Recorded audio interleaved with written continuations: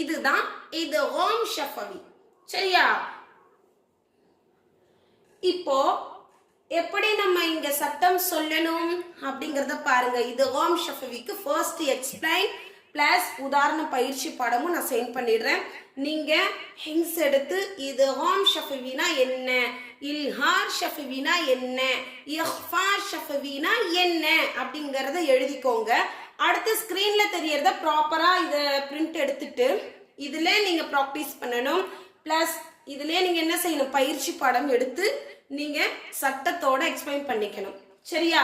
இப்ப பாருங்களேன், இப்போ அலிஃப்க்கு மேல ஜபர் கொடுத்திருக்காங்க.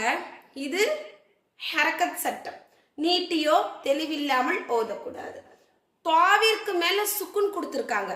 இது கல்கலாவுடைய 5 எழுத்துக்கள்ல ஒன்று. முன்னாடி உள்ள எழுத்தோட சேர்த்து அசைத்து ஓதுறோம். அலிஃப் தா ஜபர் அத்தே. ஐன்க்கு மேல ஜபர் ஹரக்கத் சட்டம், மீம்க்கு மேல ஜபர் ஹரக்கத் சட்டம், ஹாவுக்கு மேல பேஷ் இருக்கு, இதுவும் ஹரக்கத்தோடைய சட்டம். அடுத்து பாருங்க, சுக்குன் பெற்ற மீமுக்கு பின்னால இத்காம் ஷஃபியுடைய சட்டம் வந்திருக்கீங்க. ஓகேவா? இப்படியும் சொல்லலாம். அல்லது சுக்குன் பெற்ற மீமுக்கு பின்னால இன்னொரு மீம் கொடுத்திருக்கிறதால இந்த மீமை மீமுடன் சேர்த்து குன்னா செய்து உச்சரிக்க வேண்டும். சரியா? எப்படி? இது என்ன சட்டம்? இத்காம் ஷஃபவியுடைய சட்டம்.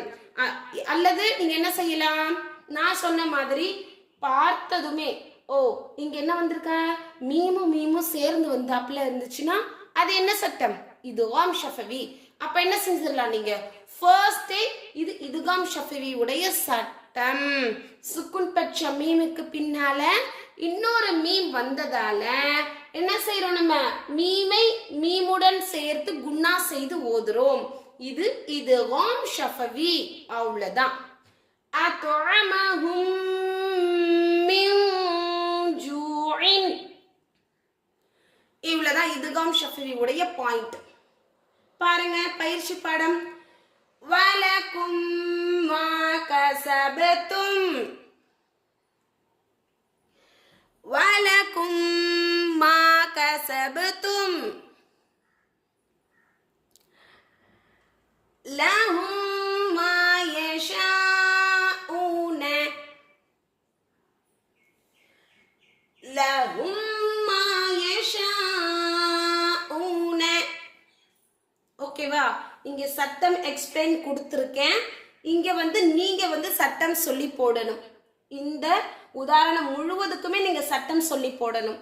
இந்த மீம் வந்திருக்கேங்க எம்டிஆ இருக்கே, இது என்ன சட்டம் அப்படிங்கிற டவுட்ஸ்லாம் வரும் இல்லையா?